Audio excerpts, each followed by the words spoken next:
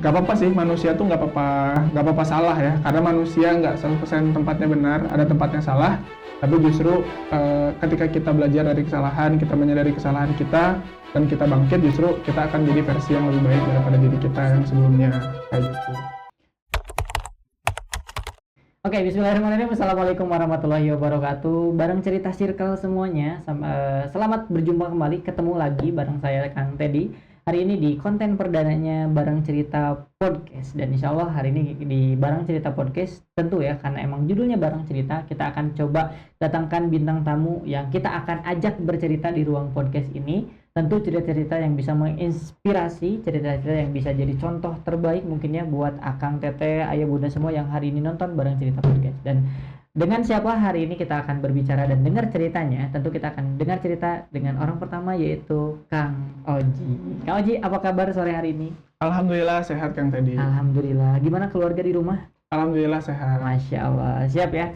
Ini kalau lihat background ya, saya udah sedikit-sedikit baca soal Kang Oji, dan tentunya ya di luar ini pun saya udah kenal ya Kang Oji sebelumnya ya, di pekerjaan, terus di dunia luar. Kadang sering juga dengar cerita-cerita Kang Oji yang menurut saya nih ya, kenapa hari ini Kang Oji diundang juga di Bareng Cerita Podcast, karena saya rasa Kang Oji ini punya background cerita yang ini perlu nih kita angkat ya. Dan insya Allah semoga di wasilah Bareng Cerita Podcast ini ada cerita-cerita dari yang dialami Kang Oji ini bisa menginspirasi teman-teman kita sekarang, apalagi mungkin Gen Z dengan penyakit yang mungkin sampai sekarang belum ada obatnya ya, ada penyakit anxiety.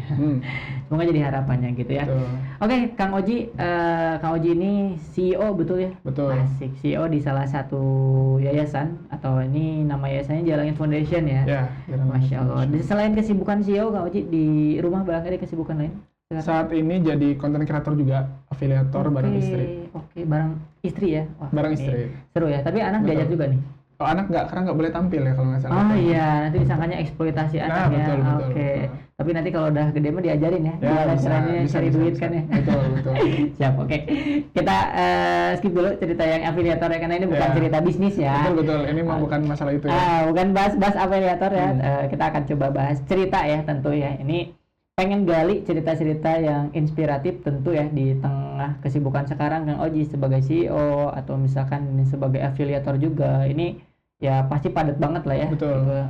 Banyak yang Kang Oji perlu ceritakan, dan mungkin posisi Kang Oji hari ini kalau boleh disimpulkan, mungkin posisi sekarang posisi yang jauh lebih baik dari sebelumnya, betul kayaknya Kang Oji? Alhamdulillah ya. Dan untuk sebelum Kang Oji mencapai di posisi ini, pasti saya yakin banyak part-part cerita kehidupan yang udah pernah Kang Oji lewati, dan itu bisa membuat Kang Oji menjadi seperti sekarang. Betul. Nah, kalau misalkan kita kilas balik, kalau Kang Oji ini berarti bukan asli Bandung ya? Bukan.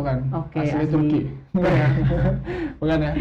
Saya dari Minang ya, Sumatera Barat. Oke. Kayaknya tadi kalau di awal jangan wah ini datangnya dari Arab gitu ya. Bukan ya. Dari bagian barat gitu. Bukan ya, tapi dari Minang ya aslinya. Tapi bukan asli Bandung ya. Bukan asli Bandung. Bukan dari tanah Sunda, tapi dapat jodohnya orang Sunda ya. Betul. Sama bisa bahasa Sunda juga. Alhamdulillah udah lancar ya. Alhamdulillah lancar. Udah berapa tahun berarti di Bandung ini? 2014 berarti sekarang 11 tahun. Oke, 11 tahun ya. Dan lingkungan orang Sunda semua ya. Jadi udah lancar ya. Alhamdulillah lancar. Oke. Kang Oji dari berarti kalau SMA di mana berarti? SMA di Bukit Tinggi. Oke, SMA di Bukit Tinggi ya, di Sumatera Barat. Terus balik ke Bandung berarti pas 2014 ke Bandung, 2015 kuliah di Bandung. Oke. Oh, berarti bukan langsung gara-gara kuliah ke Bandung tuh. Enggak langsung. Oke. Justru 2014 tuh bimbel dulu ke sini. Oh, oke. Tujuannya bimbel dulu ya. Tujuannya bimbel dulu. Oke, 2014, 2015 baru masuk kuliah 2015 gitu baru ya. masuk kuliah. Oke, luar biasa. Siap Kang Oji. Ini kan kita coba ngomongin cerita inspiratif ya. Tentu saya yakin Kang Oji banyak banget cerita-cerita inspiratif yang dimana ini bisa sama-sama menginspirasi banyak orang, insya Allah ya, harapannya seperti itu. Nah, tentu Kang Oji ketika untuk mencapai titik yang sekarang ya, Kang Oji pasti melewati masa-masa sulit atau masa-masa berat ya. Dari sekian part banyak, dari mungkin SMA, kuliah, atau misalkan sekarang sudah diamanahkan sebuah amanah yang besar ya, sebagai CEO. Kira-kira part mana nih yang menurut Kang Oji itu masa-masa yang berat, tapi justru itu jadi masa-masa yang bikin Kang Oji itu lebih kuat dan bisa ada di titik ini? Oke. Dari semua biar nggak terlalu panjang, mungkin pilih dua ya Kang tadi ya. Pertama itu masa kuliah juga nggak panjang kayak ceritanya mas, langsung terpoin masa beratnya aja gitu. Oke. Lalu setelah after kuliah kayak gitu, sebelum menikah kayak gitu ya. Nah, itu cukup berat tuh kayak gitu. Siap. Gitu. Beratnya gimana nih kalau Beratnya? misalkan, Oke, jadi waktu kuliah tuh nerima ujian yang ya kalau bahasanya di Muslim mah ujian ya. Yaitu ya alhamdulillah dari SD, SMP, SMA itu Allah perjalankannya mulus kayak Oke, gitu. Secara alhamdulillah. akademis kayak gitu. Secara akademis, secara garis besar tuh bagus lah kayak gitu ya. Dan alhamdulillah ketika masa kuliah itu 2015 sampai 2018 itu juga cukup oke kayak gitu. Tapi ya di akhir-akhir itu terjadi sebuah hal yang tidak disangka-sangka kayak gitu. Apa yang tidak disangka-sangka kayak gitu ya. Jadi di akhir-akhir banget kayak gitu. Kebanyakan orang kan itu disclaimer dulu ya, ini belum pernah cerita di mana-mana kayak gitu. Siap. Ini hanya di kayak podcast ini ya. orang-orang ya. Tapi ini benar, ini belum pernah cerita di mana-mana. Bahkan mungkin teman-teman semua baru tahu. Bahkan di kantor pun belum tahu ya. Belum tahu ya. Ya semoga bisa ngambil hikmah ya dari kejadian ini kayak gitu. Dan ini cukup berat sih ceritanya karena bisa dibilang ini luka lama kayak gitu ya. Tapi alhamdulillah sudah berdamai dengan luka ini kayak gitu. Sudah cukup lama juga kejadiannya, 2018 berarti ya. Sekarang 2025 gitu. Jadi ya semester 1, 2, 3 tahun pertama, tahun kedua kuliah itu lancar-lancar aja. Alhamdulillah di tahun ketiga itu kalau di D3 itu ada yang namanya tugas akhir. Nah, jadi nggak skripsian tugas akhir ya. Nah, qadarullah di semester akhir inilah yang benar-benar jadi ujiannya. Jadi di semester akhir ini kebetulan lagi juga jalanin bisnis. Jadi lagi ngerintis bisnis kondisinya. Jadi kondisinya pada waktu itu seorang mahasiswa tingkat akhir yang juga lagi menyusun proyek akhir, tapi juga lagi menjalankan bisnisnya. Lagi merintis sebuah usaha lah intinya tuh gitu ya. Dan waktu itu dikata-katain lah sama banyak orang ya bahwa nggak akan mungkin bisa jalan berbarengan kayak gitu ya. Dan ya biasa lah ya karena dikata-katain kayak gitu, kita kan pengen ngejawab tantangan orang ya, pengen ngasih lihat lah ke orang kayak gitu. Malah tertantang nih ya. Tertantang bahwa bisa kok saya kayak gitu tuh banyak orang yang lain kayak gitu orang. Tapi singkat ceritanya nggak bisa ternyata. Nggak bisa kayak orang-orang. Benar gitu ya. Ini kalau Genji biasanya ujung-ujungnya paling parah nih ya, bundir nih. Iya, betul ya. Malu gitu ya. Ujung-ujungnya nggak seindah seperti orang-orang kayak gitu. Jadi ya pasti ada yang bisa, pasti juga ada yang nggak bisa. Betul. Cuma ya qadarullah di takdirnya saya itu waktu itu nggak bisa seperti nggak seindah cerita orang-orang kayak gitu. Jadi alhamdulillah bisnisnya mau jalan. Nah ini kebalikannya, bisnisnya jalan. Dapat omset yang luar biasa, puluhan juta, total bisa ratusan juta, dapat berbagai macam hal pencapaian, skala bisnis untuk bisnisnya. Jadi merintis bisnisnya Allah kasih, Tuhan kasih lancar kayak gitu. Tapi ketika di perkuliahan mungkin terjadi hal-hal komunikasi yang kurang baik kayak gitu ya. Karena tadi fokus sama bisnis, di perkuliahan itu tidak terjalin komunikasi yang baik dengan teman-teman, terutama teman-teman seangkatan. Kayak gitu. Jadi banyak miskomunikasi, banyak hal-hal yang dulu itu saya menganggap semuanya kesalahan orang lain. Kayak gitu. Tapi saat ini saya sudah berdamai dengan hal itu ya. Semua ya seperti yang Allah bilang ya, semua kesalahan atau keburukan yang terjadi sama diri kita itu datang dari kita kayak gitu. Nggak mungkin itu karena orang lain kayak gitu. Jadi saya pahami bahwa ya semua yang dulu terjadi ketika di masa perkuliahan itu ya karena salah saya sendiri gitu. Nah, masa yang terjadi apa? Jadi di tingkat akhir tersebut saya berusaha untuk menyelesaikan tingkat akhir kayak gitu ya. Tapi ketika benar-benar udah waktunya menyelesaikan tingkat akhir tersebut, saya tidak menyelesaikannya kayak gitu. Kenapa tuh bisa nggak gitu ya? Karena tadi udah nggak cocok dengan lingkungannya kayak gitu ya.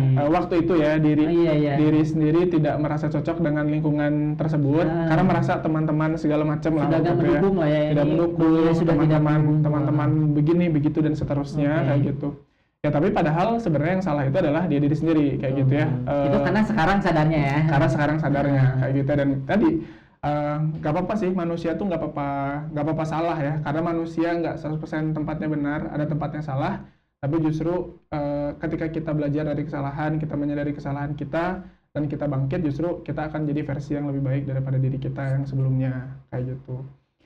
Itu ujian yang pertama. Jadi ya waktu itu yang harusnya tadinya pengen diselesaikan kayak gitu ya, itu benar-benar tinggal bisa bilang tinggal wisuda kayak gitu, tinggal ini itu nggak dilanjut lah kayak gitu. Karena di satu sisi udah ada pilihan ini bisnis aman nih kayak gitu. Oke. Ya. Dan alhamdulillah juga waktu itu udah dapat tawaran kerja juga kayak gitu. Oke. Nah, jadi ini ya ada berita dukanya, ada berita sukanya kayak gitu ya. Ya sukanya Berarti tadi sudah selesai tuh kuliah di situ, nggak bisa lanjut lagi atau masih ada kesempatan? nggak tahu ya sekarang gimana, Oke. nggak ngikutin kayak gitu, nggak ngikutin apakah masih mulai dilanjut apa enggak, tapi intinya tinggal ya bahasanya mah tinggal nyelesain final terakhirnya aja kayak gitu aja Oke, kayak gitu ya. siap. Ya itu cerita lama lah ya, hal itu kayak gitu. Dulu sempat sangat-sangat galau, sempat Oke. sangat-sangat oh ini gimana ya nanti masa depan segala macam ya, tapi Allah kasih berita bahagianya waktu itu. Yang pertama bisnis masih jalan lancar kayak gitu ya, jadi pun nggak bekerja, nggak akan lanjut kerja misalnya nih setelah kuliah masih ada bisnis ya. Dan Oke. menariknya juga, fun fact-nya juga, ada tawaran pekerjaan dari tempat magang sebelumnya. Saya magang waktu itu di anak perusahaannya Honda ya. Oke. Honda Karawang waktu Iya, itu. iya. Nah, karena udah kenal dekat juga sama orang-orang di sana ya, mereka juga nggak minta ijazah, mereka nggak minta harus tunggu selesai kayak gitu. Kalau mau langsung kerja aja nggak apa-apa, Iya. karena mereka udah tahu juga ya orangnya seperti apa, kemampuannya seperti apa waktu itu. Cuma itu jadi suatu hal yang membekas lah waktu itu ya. Oke. Apalagi ya kondisi waktu itu jauh sama teman-teman angkatan jadinya waktu itu. Iya, Karena kan iya. ada hal yang berbeda ya. Teman-teman Benar. fokus dengan perkuliahannya mereka, Betul. sementara saya pribadi itu fokus dengan bisnis kayak gitu. Jadi kan ini jomplang beda sendiri kayak gitu. Benar-benar. Kayaknya bukan geng saya gitu ya. Iya, teman-teman. bukan bagian dari angkatan lah kayak gitu. Dan ya itu cukup berat ya waktu itu dijalani kayak gitu. Akhirnya dilepas lah si kuliah itu kan akhirnya nggak dilanjut kan? Iya, nggak tahu sekarang ini tuh statusnya apa nggak tahu ya kayak gitu. Oh, berarti belum ada fiksasi gitu dari kampusnya Ya, belum keluarga ada atau enggak gitu ya? fiksasi, nggak ada kejelasan dan ya nggak minta kejelasan juga. Oke, kayak oke, gitu. udahlah ya. Udah aja kayak gitu. Karena ada opsi yang emang bisa diharapkan nih jauh lebih baik. Iya, sebetulnya. karena tadi udah ada opsi, pun nggak diselesaikan, atau bisa tetap kerja kayak gitu ya, Oke. ataupun lanjutin bisnis kayak Siap, gitu. siap, Waktu itu siap. kondisinya begitu. Oke, berarti kan ada pilihan tuh. Nah, kan ngomongin pilihan ya. Setiap pilihan kan ada konsekuensinya nih. Betul. Nah, ketika Kang Oji memilih untuk kita simpulkan ya udah kuliah dikorbankan, akhirnya milih pekerjaan gitu ya, Iya. yang notabene-nya berarti bukan lagi ranah pendidikan gitu ya. Apa yang Kang Oji dapat di situ? Banyak hal sih yang didapat Oke. ya. Ada positif, ada negatif. Yang negatifnya tentu di awal banget itu orang tua sedih tentunya Iya. kayak gitu ya. Karena tentu yang diinginkan orang tua adalah pengen lihat anaknya wisuda kayak Oke, gitu ya. betul mimpi orang tua Iya, seperti itu pengen rata-rata lihat ya. anaknya Oke. wisuda ya, terutama yang udah berkuliah lah kayak gitu ya. Lalu berikutnya ya pengen lihat anaknya punya masa depan yang ABCDE kayak gitu. Oke. Karena kan di mindsetnya kebanyakan orang tua mungkin ketika anaknya kuliahnya nggak selesai atau nggak lanjut misalnya nih, apalagi itu udah benar-benar di ujung kayak gitu. Oh ini anak nggak punya masa depan kayak gitu. Oh ini anak nggak bisa ABCDE lah kayak Oke, gitu ya. benar. Itu hal yang pertama didapatkan dan dirasakan kayak gitu ya. Lalu di satu sisi juga di satu waktu juga pasti teman-teman SMA, teman-teman yang seangkatan itu juga pasti udah pada selesai juga, udah pada lulus ya. Iya. Jadi ngerasa oh apakah pilihan yang saya pilih ini salah? Iya, karena dilema ya, lihat teman-teman kayak gitu. wisuda. Ya walaupun dapat dengan bunga segala gitu ya. kelebihannya tadi ya. Iya, ada iya, bisnis, tetap ada aja. pekerjaan, Heeh. tapi ketika melihat oh teman-teman begini kayak gitu ya. Kadang kita Iya. kan nggak melihat kelebihannya kita. Benar. Kadang kita ngeliat oh kurangnya di saya, di teman kok bisa lebih kayak Iya. gitu. Nah kadang kita selalu terpaku sama hal itu kayak gitu. Apalagi kalau misalnya kita ngerasa gua tuh sanggup gitu ya, kayak harusnya Iya. gua bisa di wisuda gitu ya. Betul. Udah perjalanan beberapa tahun harusnya gampang gitu wisuda. Betul. Ya. Pasti ada momen-momen Iya, seperti itu ya. ada. Gitu. Berarti itu menurut Kang Oji berarti itu keputusan besar kan Iya, untuk bisa keputusan besar. memilih itu gitu. Berarti ada dampak-dampak positif. Nah, kalau kita ngomongin sekarang nih Kang Oji kan berarti kuliah ya anggaplah ya kuliah yang sebelumnya pun, tapi sekarang dengar-dengar Kang Oji lagi ambil kuliah juga gitu ya. Kuliah lagi. Oke, ini mengobati masa lalu gitu ya. Iya, Mungkin mengobati masa lalu aja. ada beberapa impian tentunya ya, mungkin impian orang tua yang ingin lihat anaknya di wisuda, ya semoga kan tidak ada waktu terlambat gitu ya untuk Betul, bisa betul. ngambil kesempatan itu. Akhirnya hari ini Kang Oji ambil kuliah ya kalau Iya. nggak salah ya gitu ya. Betul. Oke, kuliah di apa sekarang jurusan apa Kang Oji? Saat ini itu manajemen. Manajemen. Oke, biar sesuai ya dengan Biar pekerjaan sesuai sama apa yang sekarang ya. dikerjakan sekarang. Aoke, siap. Semoga lancar kuliahnya Kang Oji ya. Amin, Oke, amin. luar biasa. Oke, Berarti kita balik lagi nih, kelas balik ngomongin background story. Nah, kondisi sekarang nih ya, kalau ngomongin ada bisnis, terus tadi pekerjaannya sekarang kan udah nggak pekerjaan lagi di situ lagi berarti. Berarti kan? Udah nggak di sana. Gitu. Cuman berapa tahun di sana berarti? Waktu itu setahun. Cuma setahun. Oke, udah setahun lanjutin bisnis yang Kang Oji bangun itu. Ya, jadi ceritanya waktu itu ya bisnisnya kan berjalan nih. Nah, dan ini di dalam waktu yang berdekatan juga terjadi hal-hal yang tidak disangka-sangka kayak gitu. Jadi kan harusnya Oktober 2018 itu diwisuda. Nah, tapi kan enggak ya, justru malah milih untuk jalan-jalan sama teman-teman bisnis kayak gitu. Waktu itu jalan-jalan ke Korea Selatan waktu itu ya. Jadi ya mengobati lah ya, biar nggak terlalu pikiran gitu. Itu nilai ya suatu hal yang bisa disyukurinya, itu suatu hal yang memang bisa dijadikan hikmah juga yang tadi ya ceritanya kayak gitu. Tapi ya pulang dari trip bareng teman-teman bisnis itu Qadarullah dapat kabar dari orang tua waktu itu, ayah almarhum kalau sekarang kayak gitu ya, itu masuk rumah sakit dan memang selama masa-masa tingkat akhir kuliah itu nggak dikabarin sama orang tua kalau lagi sakit kayak gitu. Karena orang tua nggak di Bandung kan? Karena orang tua nggak di Bandung kayak gitu kan, ceritanya anak rantau kan. Iya. Dan ya setelah dikabarin setelah pulang dari Korea waktu itu, bisnis lagi bagus-bagusnya, dapat kabar kalau orang tua lagi dirawat kayak gitu, dan ternyata udah 3 bulan. Terus disuruh pulang, datang-datang itu ngelihat udah kurus kayak gitu ya, orang tua laki-laki ya, bapak waktu itu ayah gitu ya. Kurang lebih waktu itu turun berat badan 30 kilo lah.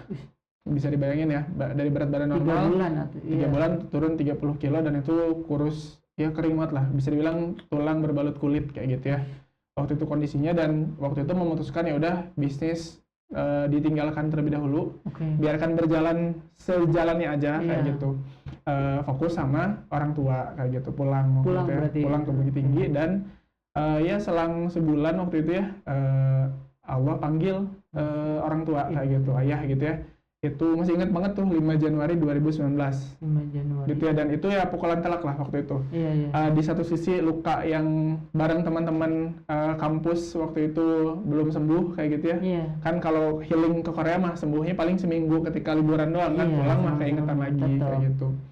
Terus dapat kabar waktu itu orang tua lagi sakit, terus sebulan cuma Allah kasih waktu sebulan untuk nemenin, untuk ngerawat kayak gitu ya.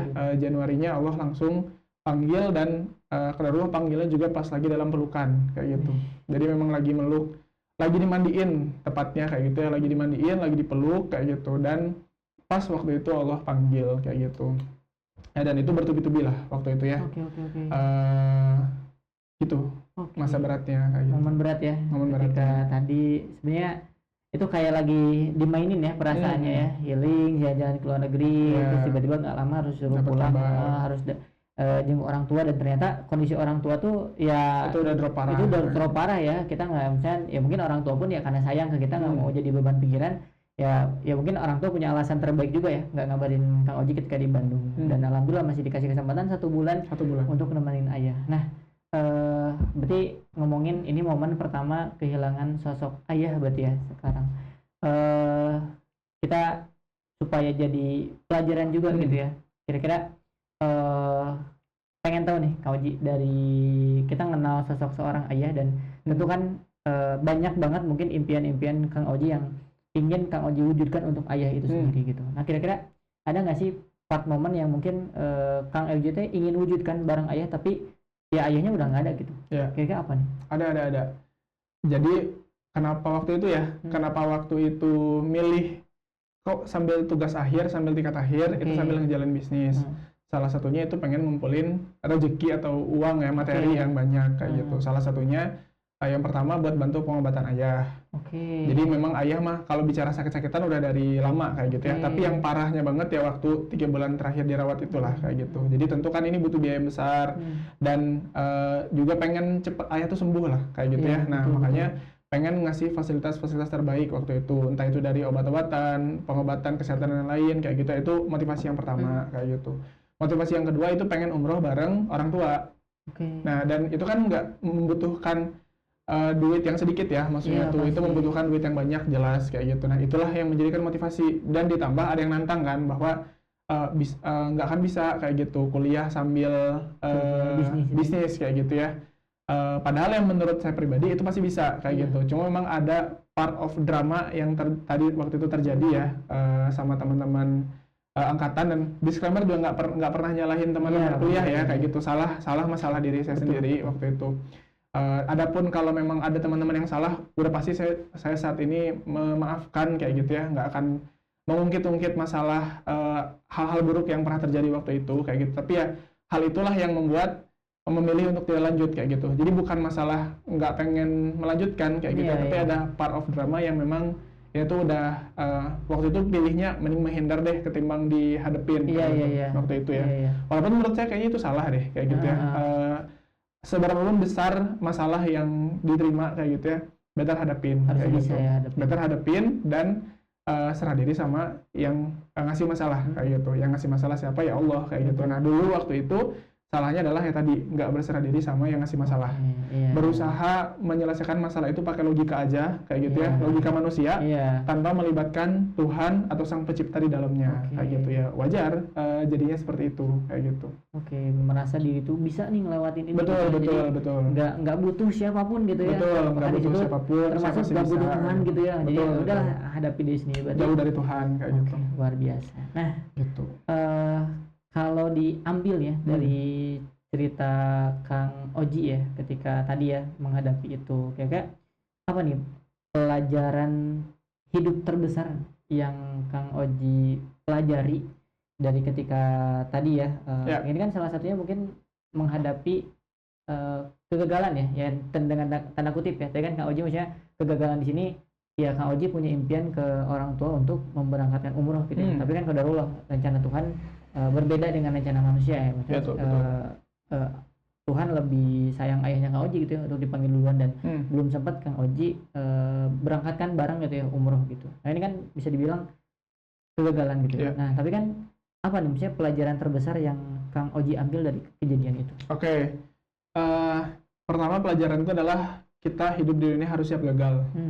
Karena pasti ada kegagalan, nggak mungkin hidup kita tuh mulus-mulus aja, nggak mungkin hidup kita tuh pasti akan lancar-lancar aja kayak gitu ya. Pasti akan ada tantangannya, rintangannya, bahkan ya kegagalan itu sendiri kayak gitu. Jadi ya kita memang harus siap untuk gagal kayak gitu. Lalu yang berikutnya, kegagalan itu bukan akhir dari segalanya. Dulu saya pribadi merasa bahwa kegagalan itu adalah akhir dari segalanya. Nggak bisa nih ngapa-ngapain nih, masa depan gimana segala macam dan lain-lain kayak gitu ya. Ya tapi ya alhamdulillah di posisi yang sekarang itu kan wasilah dari kegagalan itu. Kayak gitu ya. Mungkin Oji yang sekarang, diri saya yang sekarang kayak gitu ya, tidak akan ada kalau misalkan tidak melewati hal tersebut kayak gitu. Jadi ya apapun kegagalan ataupun titik jatuh kayak gitu ya yang Allah takdirkan, Allah izinkan terjadi, itu pasti adalah kebaikan kayak gitu untuk mempersiapkan diri kita lebih kuat di masa depan gitu. Amin ya. Gitu. Selalu ada kebaikan ya dari setiap kejadian, walaupun kejadiannya sepahit apapun gitu. Sepahit apapun. Masya Allah, keren Kak Oji. Oke, kita balik lagi ke orang tua ya. Karena pasti setiap perjalanan hidup Kang Oji setelah melewati kesulitan ini tentu ada nasihat atau pesan orang tua yang jadi bekal hidup Kang Oji gitu ya. Nah kira-kira pengen tahu nih, kira-kira ada nggak sih satu nasihat dari orang tua yang sampai sekarang Kang Oji tuh ingat dan ini jadi pegangan Kang Oji? Ada. Apaan? Ada 3 poin ya, yang dari kecil sih itu almarhum ayah selalu ngingetin ya. Yang pertama, nggak boleh ninggalin sholat. Itu apapun kondisimu, lagi banyak dosa kah, lagi apa kayak gitu ya, tetap sholat tidak boleh ditinggalkan kayak gitu. Itu benar-benar pesan yang bahkan setiap hari ya ketika beliau almarhum masih hidup itu sering terus-terusan diucap kayak gitu. Jangan tinggalin sholat tepat waktu kayak gitu ya. Lalu yang kedua, sempatin untuk baca Quran kayak gitu. Itu yang yang dulu ngajarin sholat, ngajarin Quran, alhamdulillah juga orang tua laki-laki ya, dari kecil beliau yang punya cukup tekanan yang keras kayak gitu ya. Jadi cukup ayah keras ya ayah ini terkait tadi sholat harus tepat waktu, harus jaga sholat, nggak boleh tinggalin sholat, dan juga harus terus-terusan rutin untuk baca Quran kayak gitu. Dan ketika kita punya rezeki, usahain untuk bisa infakkan rezeki tersebut kayak gitu. Nah walaupun lagi sulit ataupun lapang kayak gitu ya, lapang mah itu udah jelas ya, tapi kalau misalkan sulit tetap harus berbagi, tetap harus menginfakkan rezeki yang kita terima kayak gitu. Nah itu pesan almarhum ya selama hidup kayak gitu, dan itu juga yang menjadi titik balik kayak gitu. Ketika beliau wafat kayak gitu ya, beliau Allah panggil, itulah yang selalu diikhtiarkan. Jadi waktu itu kan kerasa hidup berantakan tuh, ditinggal sama orang tua kayak Iya, gitu ya, pasti. di usia 21 tahun waktu itu kalau nggak salah. Iya, masih muda Di banget. usia yang masih butuh bimbingan, Benar. terutama orang tua laki-laki ya, karena kan anak laki-laki nanti akan menikah, Iya. ya kan mencari pasangan, melamar anak orang kayak gitu ya, mau nanya ke siapa kayak gitu, nggak ada tempat bertanya karena kan tadi ayah udah meninggal duluan kayak gitu.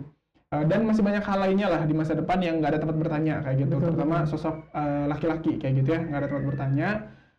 Selain ayah meninggal kayak gitu ya, waktu itu lagi belum sembuh nih, luka trauma, bisa bilang trauma kayak gitu ya. Luka waktu terjadi itu tadi ya, ketika kuliah, lalu juga bisnis yang tadinya Masya Allah Allah berikan naik, dapat reward, dapat capaian kayak gitu ya, Allah kasih berantakan kayak gitu. Jadi benar-benar sebertubi-bertubi itu, dan kerasa hidup itu berantakan kayak gitu, kayak mau ngapain lagi ya kayak Iya. gitu, kayak ngerjain bisnis kayak aduh malas saya ngulang lagi kayak Iya. gitu ya. Karena Mau- Grand Y-nya udah nggak ada kan. Ya, dan alasannya juga udah nggak ada kan. Benar. Alasannya dulu kan tadi, alasannya itu pengen bantu pengobatan orang Oke, tua, iya. karena pengobatannya nggak sedikit biayanya. Lalu pengen umur bareng orang tua. Nah sekarang tuh yang jadi alasannya udah nggak ada kayak gitu. Jadi kan nggak punya motivasi gitu. Nah, keingetlah nasihat orang tua yang tadi, Gitu. jangan tinggalkan sholat, perbaiki sholat ya. Dari situlah kalau kita pengen memperbaiki hidup kita, dari seberantak-berantakannya hidup kita kayak gitu ya, sesemrawut itu masalah yang kita hadapi, dari mana mulai memperbaikinya, mulailah dari sholat kayak gitu. Oke, luar biasa. Itulah yang dilakukan ya waktu itu, diikhtiarkan, dipaksakan kayak gitu untuk bisa sholatnya ke masjid kayak gitu, subuh, zuhur, asyar, maghrib, isya, pokoknya diikhtiarkan kalau bisa sholat ke masjid, lakuin duhanya, lakuin tahajudnya. Nah mulailah dari situ satu persatu, pemikiran-pemikiran yang sebelumnya tertutup ya, terkesan kayak gitu, ngerasa semua tuh masa depan suram, lalu bukakan satu persatu kayak gitu. Masya Allah Gitu. ya. Sesuai dengan background kita tuh, jika belum terwujud jangan lelah bersujud Oke, guys. Masya Ini Allah ya. pas banget ya. Ini no settingan ya. Iya, nggak teman-teman settingan Ini ya. Kita ngalur ya. Ini iya. Luar biasa ya, Masya Allah bener. Jadi emang pesan orang tua ini jadi bisa dibilang ini wasiat terakhir dari ayah gitu ya, titipan, dan itu jadi pegangan Kang Oji untuk bisa terus melanjutkan hidup. Dan Masya Allah ya, Alhamdulillah mungkin banyak keajaiban yang Kang Oji udah dapat mungkin Banyak dari banget, Masya Allah. wasilah-wasilah itu. Oke Kang Oji, berarti kan posisi Kang Oji sebagai anak ya kepada ayah gitu, dan sekarang Kang Oji udah punya anak ya. Iya. Wah, berapa tahun nih sekarang? Saat ini November 2025 itu nanti 4 tahun. 4 tahun. Oh, lagi lucu-lucunya ya. Lagi Oke, lucu-lucunya. Masya Allah. Siap. Ini Kang Oji kan karena mungkin anaknya masih kecil gitu ya kan, dan kita pengen punya sebuah apa ya, maksudnya jejak digital nih ya, Iya. untuk nanti ketika anak Kang Oji sudah paham soal dunia kehidupan ini seperti Iya. apa gitu ya. Ini pasti kita pengen tahu nih ya, kalau misalkan Kak Oji dikasih kesempatan ketika nanti anak Kak Oji sudah cukup besar dan sudah mengerti dengan dunia ini, kira-kira nih apa pesan yang ingin anak Kak Oji dengar dari Kang Oji? Oke. Banyak sih ya pesannya.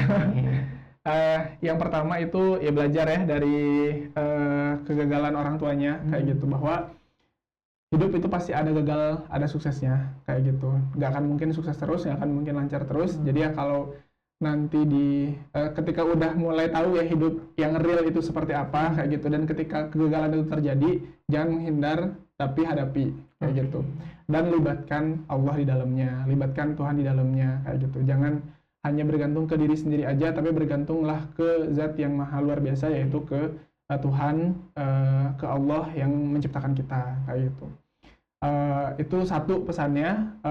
Lalu yang kedua, meneruskan pesan dari orang tua kayak gitu ya. Jadi ini pesan estafet kayak gitu ya. Lanjutkan.